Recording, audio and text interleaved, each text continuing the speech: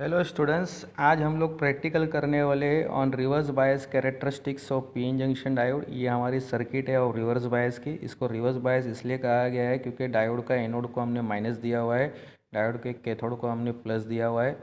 और ये reverse bias में देखो करंट बहुत कम आएगा, आपका माइक्रो एम्पियर में आएगा, क्योंकि करंट जो मिलेगा आपको माइनॉरिटी कैरियर के वजह से मिलेगा। और हमारा जो भी सप्लाई वोल्टेज रहेगा वो पूरा यह डायोड के अक्रॉस आएगा, ठीक है। तो और रजिस्टर के अक्रॉस बहुत ही कम वोल्टेज आएगा। तो ये हमारा टेबल है। तो जैसे जैसे हम रिवर्स वोल्टेज को बढ़ाते जाएंगे वैसे वैसे रिवर्स करंट हमारा माइक्रो एम्पियर में बढ़ते जाएगा। तो ये मेरा सप्लाई है, यहाँ पर मैं वोल्टेज मेजर करने वाला हूँ और ये वाले वोल्ट मीटर से मैं करंट मेजर करने वाला। तो ये मेरा माइक्रो एमीटर है, ये मेरा वोल्टेज है और ये मेरा सप्लाई है।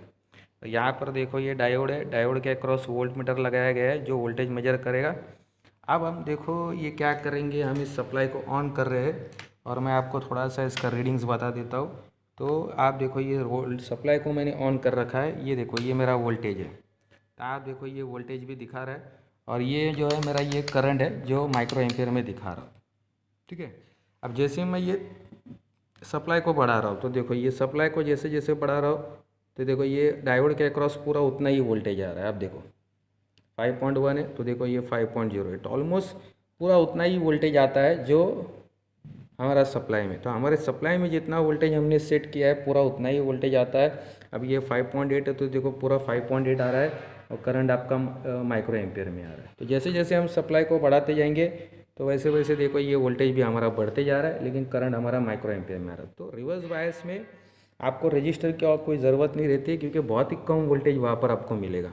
तो पूरा वोल्टेज जो रहता है वो ऑलमोस्ट यहीं पे ड्रॉप हो जाता है। देखो हमारा सप्लाई 6.5 है तो पूरा वोल्टेज डायोड के अक्रॉस ड्रॉप हो रहा है। तो रिवर्स बायस में करंट आपको माइक्रो एम्पियर में आता है।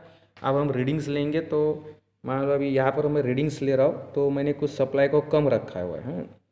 अभी ये देखो यहाँ पर सेट किया हुआ है, अभी सप्लाई को हम लोग वेरी कर रहे हैं और आप देखो सप्लाई मेरा कितना है 4.0, तो ऑलमोस्ट पूरा वोल्टेज यहाँ पर आया हुआ है 3.98। अगर मेरा रिवर्स वोल्टेज 3.98 है तो आप देखो ये रिवर्स करंट जो है मेरा 0.4 माइक्रो एम्पियर है। और ये रिवर्स में इसके लिए हम इसको नेगेटिव में लिखेंगे। तो ये मेरी फर्स्ट रीडिंग है। अब मैं सेकेंड रीडिंग सेट करता हूँ, थोड़ा सा इसको बढ़ाता हूँ, देखो हल्का सा मैंने बढ़ा दिया है तो ये मेरा 4.17 वोल्ट आ गया। अगर ये मेरा 4.17 वोल्ट आता है तो देखो आप रिवर्स करंट कितना आ रहा है, 0.5 आ रहा है।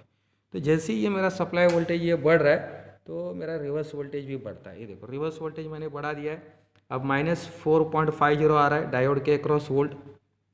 और यहाँ पर देखो सप्लाई में भी उतना ही है और आप रिवर्स करंट देखो बहुत ही कम आ रहा है, 0.5 आ रहा है। अब फिर हम लोग इसको बढ़ाते हैं, फिर इसको थोड़ा सा हम लोगों ने बढ़ा दिया है, थोड़ा सा इसको बढ़ा दिया है। अब देखो यहाँ पर कितना है, उतना ही है, -5.53 वोल्ट, -5.53 वोल्ट आ गया डायोड के अक्रॉस। तो देखो रिवर्स करंट हल्का सा बढ़ गया है। तो रिवर्स करंट बहुत ही कम बढ़ता है, ऑलमोस्ट प्रैक्टिकली कांस्टेंट रहता है, इसके लिए इसको सैचुरेशन करंट भी कहा जाता है। तो ज़्यादा नहीं वेरी होता है। अब देखो ये 6.1 है तो यहाँ पर भी 6.1 आया हुआ है, -6.11। तो देखो ये -0.7 माइक्रो एम्पियर। तो आप देखो ये रीडिंग्स कैसे है, देखो रीडिंग्स जैसे जैसे रिवर्स वोल्टेज बढ़ रहा है वैसे वैसे आपका रिवर्स करंट भी बढ़ रहा है, पर ये ऑलमोस्ट बहुत ही कम रहता है, बहुत कम अमाउंट से बढ़ता है। फिर इसको हम लोग बढ़ा रहे हैं यहाँ पर सप्लाई वोल्टेज को, ये देखो अभी ये भी हमारा बढ़ गया, ऑलमोस्ट इतना ही आ गया, -6.94 वोल्ट। और ये देखो रिवर्स करंट भी आपका बहुत कम आ गया है, -0.8।